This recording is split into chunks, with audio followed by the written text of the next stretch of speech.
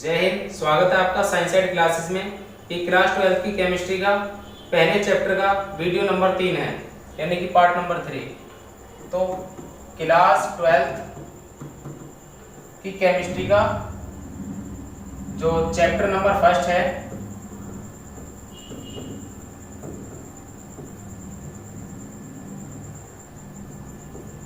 Chapter number first है, उसका lecture number 3 है। क्लियर? तो इससे पहली वाली वीडियो में हमने बात की थी कि क्रिस्टलीय ठोस किसे कहते हैं, अक्रिस्टलीय ठोस किसे कहते हैं, उनके गुणों के बारे में हमने बात की थी। क्लियर? इस वीडियो में हम बात करेंगे कि क्रिस्टलीय ठोस कितने प्रकार के होते हैं। तो आइए समझते हैं। तो देखिएगा, क्रिस्टलीय ठोस के जो प्रकार हैं, तो अंतराणविक बलों के आधार पर ये 4 प्रकार के होते हैं। नंबर 1 धात्विक, नंबर 2 सहसंयोजी ठोस, नंबर 3 आयनिक ठोस और नंबर 4 आपके आणविक ठोस। तो 4 प्रकार के होते हैं। जो आपकी सभी धातुएं होती हैं वो सब कैसी होती है? धात्विक ठोस होती है। चाहे वो सोना हो, चांदी हो, आपका प्लेटिनम हो, सिल्वर हो, ये सब क्या होती है? धात्विक ठोस होती हैं। इसी तरीका से वैलेंट ठोस होते हैं, जैसे कि आपका हीरा है, ये क्या है? एक प्रकार का सहसंयोजक ठोस है। इसी तरीका से आपकी जो नमक होती है, NaCl जो होता है, वो क्या होता है? आपका आयनिक ठोस होता है। और जो आपका मॉलिक्यूलर सॉलिड है, जैसे कि आपकी जो चीनी होती है, चीनी, ये कैसा ठोस है? ये एक आणविक ठोस है। आइए इन्हें विस्तार से समझने की कोशिश करते हैं।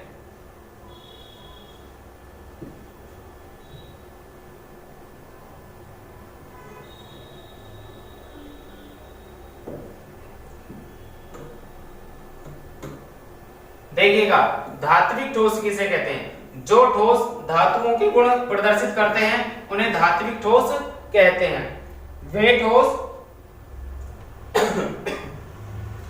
ठोस जो धातुओं के गुण प्रदर्शित करते हैं उन्हें क्या कहते हैं? धात्विक ठोस कहते हैं। जैसे कि धातुओं में बिजली चलती है, ये यानी कि विद्युत की सुचालक होती हैं, ऊष्मा की सुचालक होती हैं।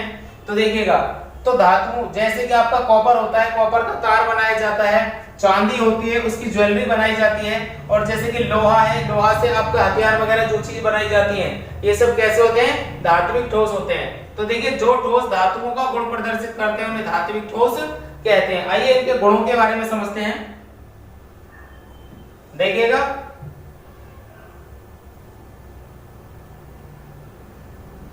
देखिए गुण की बात करें तो आवर्त सारणी में 80 से अधिक धातु हैं। आवर्त सारणी में 80 से अधिक जो है धात्विक ठोस है। जो हमारी आवर्त सारणी होती है उसमें कुल 118 धातु हैं, और 118 धातु में से 80 से अधिक तो आपकी धातु हैं। ठीक है? तो देखिएगा, नंबर 1 पहला गुण, इसमें धनायन इलेक्ट्रॉन रूपी समुद्र में डूबे रहते हैं। धातुओं में क्या होता है? जो इलेक्ट्रॉन होते हैं, जो धनायन होते हैं, वो इलेक्ट्रॉन रूपी समुद्र में डूबे रहते हैं। इस तरीका से यहाँ पर इलेक्ट्रॉनों का एक समुद्र है, उसके अंदर कौन है? धनायन डूबे हुए रहते हैं। आगे बात करते हैं नंबर 2, धात्विक ठोसों में इलेक्ट्रॉनों की स्थितियां निश्चित होती हैं। ये बेटा थोड़ा सा मिस्टेक हो गई है। यहाँ पर जो धनायन की स्थिति जो है उसके बारे में कहा गया है कि धनायन की स्थितियां निश्चित होती हैं। धनायन की स्थिति क्या होती है? निश्चित होती है। देखिए, यहाँ के धनायन है वो अपने निश्चित बिंदु पर रुके हुए हैं, परंतु इलेक्ट्रॉन इनके चारों ओर अभिकर्म यानी कि गमन कर रहे हैं, गति कर रहे हैं। क्लियर? तो यहाँ के धात्विक ठोस में धनायन की जो स्थिति होती है वो निश्चित होती है। क्लियर? तीसरा पॉइंट, परंतु संयोजी इलेक्ट्रॉनों की स्थितियां निश्चित नहीं होती। जो इलेक्ट्रॉन हैं उनकी स्थिति निश्चित नहीं होती। इलेक्ट्रॉन जो होता है, जैसे कि परमाणु होता है, परमाणु में इलेक्ट्रॉन जो होते हैं वो चारों ओर गति करते रहते हैं, परंतु जो प्रोटॉन होते हैं अर्थात जो प्लस होता है वो नाभिक में स्थिर रहता है। तो इलेक्ट्रॉन नाभिक के चारों ओर गति करते हैं। क्लियर? इसी तरीका से यहाँ पे भी इलेक्ट्रॉन चारों ओर गति करते हैं, और जो धनायन होते हैं, प्लस पॉइंट जो होता है वो अपना स्थिर रहता है, उसकी स्थिति जो वो निश्चित होती है। क्लियर? आगे बात करते हैं नंबर 4, इलेक्ट्रॉन गतिशील होते हैं, यानी कि मोबाइल।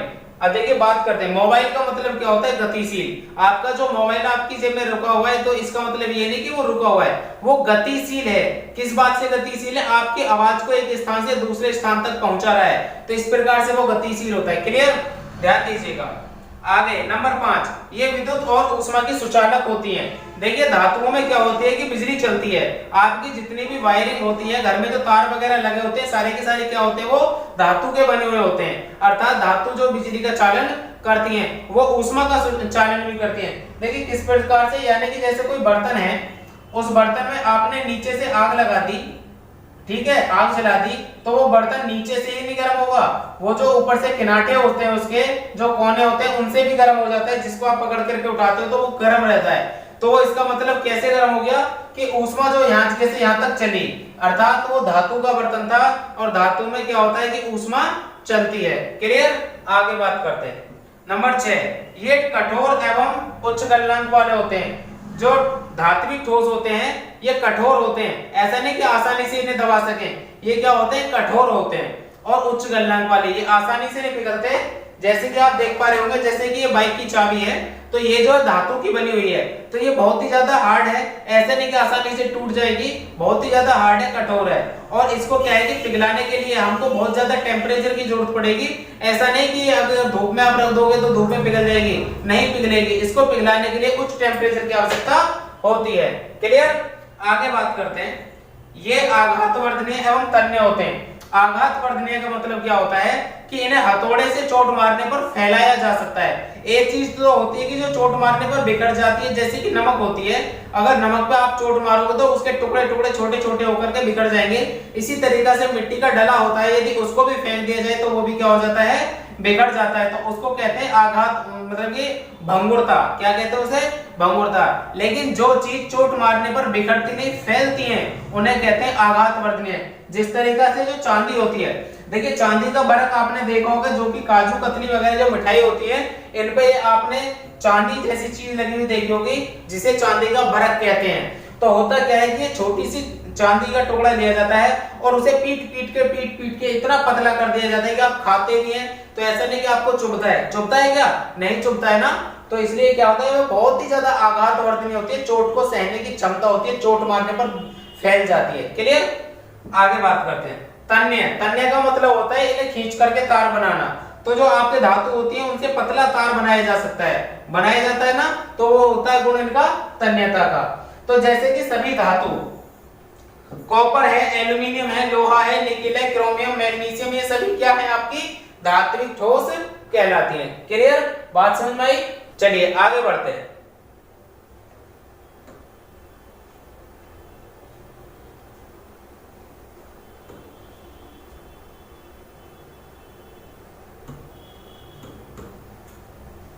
देखिए अब बात करते हैं सहसंयोजक ठोस या नेटवर्क की।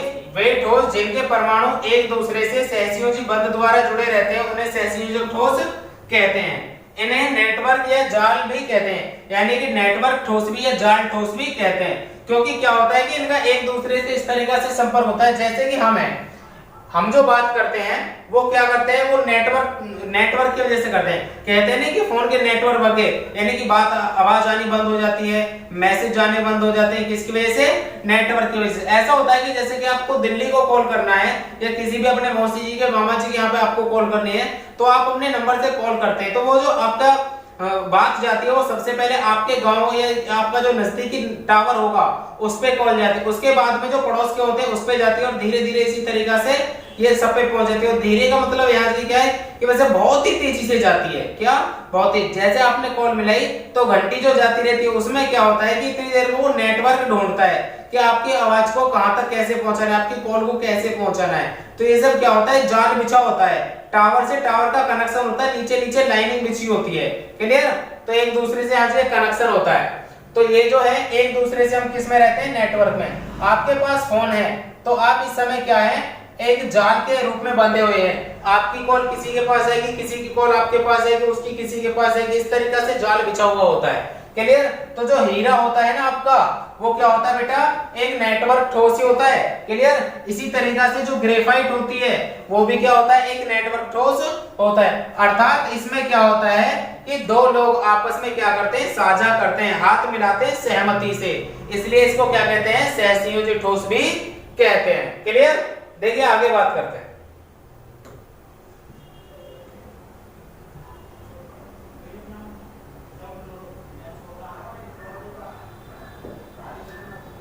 देखिए बात करते हैं गुण की, सहसंयोजी ठोस के गुण। ये अत्यधिक कठोर होते हैं बेटा, ये बहुत ही ज्यादा कठोर होते हैं। क्या? बहुत ही ज्यादा कठोर होते हैं, क्योंकि इसी में आता है आपका हीरा। क्या? हीरा। हीरा दुनिया का सबसे कठोर पदार्थ होता है, जो कि क्या है, एक प्रकार का सहसंयोजक ठोस कहलाता है। इसी तरीके से ये उच्च गलनांक में उच्च क्वथनांक वाले होते हैं। उच्च गलनांक एवं उच्च क्वथनांक, जब इतना हार्ड होता है तो ऐसा तो नहीं आसानी से पिघल जाएगा। उच्च गलनांक का मतलब है हाई टेम्परेचर पर पिघलते हैं, और ये उच्च क्वथनांक का मतलब है हाई टेम्परेचर पर उबलते हैं। क्लियर? तो जैसे कि यहाँ पे देख पा रहे होंगे, ये जो कोई लोहा है, लोहा ऐसा तो नहीं कि आसानी से पिघल जाएगा। उसके आकार को बदलने के लिए आपको हाई टेम्परेचर पे गर्म करना पड़ेगा, तब जाकर के लोहे का आकार जो वो चेंज होता है। ठीक है, इसी तरीके से ये कठोर एवं पिघली हुई अवस्था में विद्युत के कुचालक होते हैं।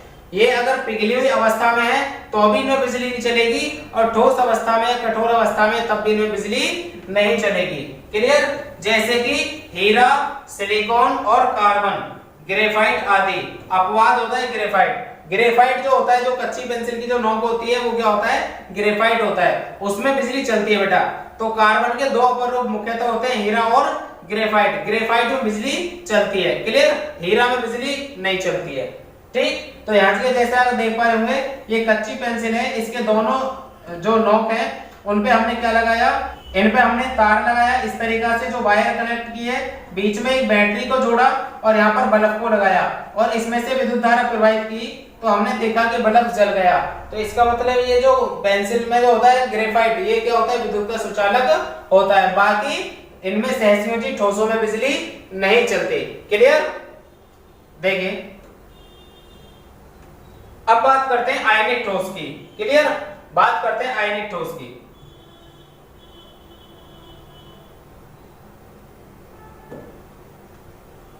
तो बात करते हैं आयनिक ठोस की। इसमें क्या होता है, आयनिक ठोस उसे कहते हैं जो जिसमें आयनिक बंध होते हैं। आयनिक बंध में क्या होता है कि इलेक्ट्रॉनों का पूर्ण रूप से आदान प्रदान होता है, कि एक तत्व इलेक्ट्रॉन देता है और दूसरा तत्व इलेक्ट्रॉन को ग्रहण करता है, उसे कहते हैं क्या, बंध कहते हैं। वहां पर इलेक्ट्रॉनों का पूर्ण रूप से आदान प्रदान होता है। क्लियर? जिस तरीके से माना कि कोई, इसमें एक गरीब होता है और एक अमीर होता है। जो अमीर होता है वो हमेशा दान करता है, और जो गरीब होता है वो ग्रहण करता है। तो इसमें धातु और अधातु के बीच में क्या बनता है, आयनिक बंध बनता है। क्या बनता है, आयनिक बंध। इस तरीके से जैसे कि सोडियम जो धातु होती है और क्लोरीन जो है वो अधातु होती है। ये आपकी धातु है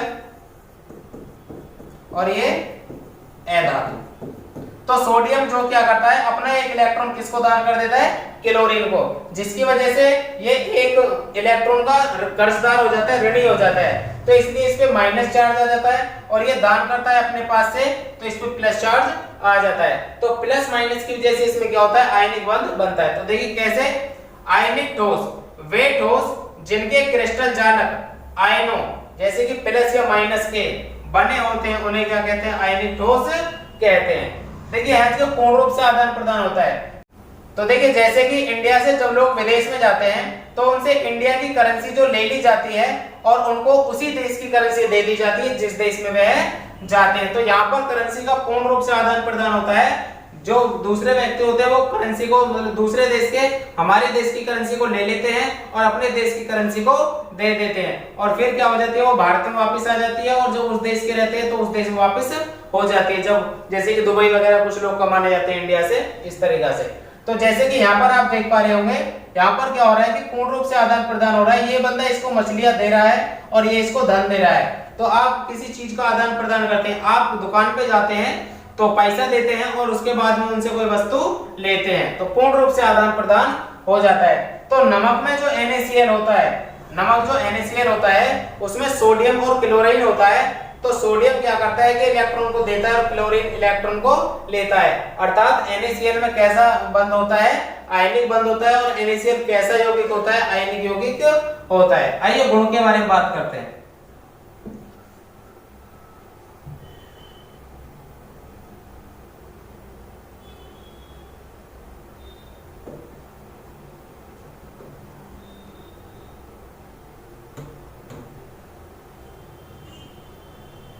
तो देखिए गुणों की बात करते हैं। नंबर 1, इनके आयनों के मध्य प्रबल वैद्युत आकर्षण बल होता है।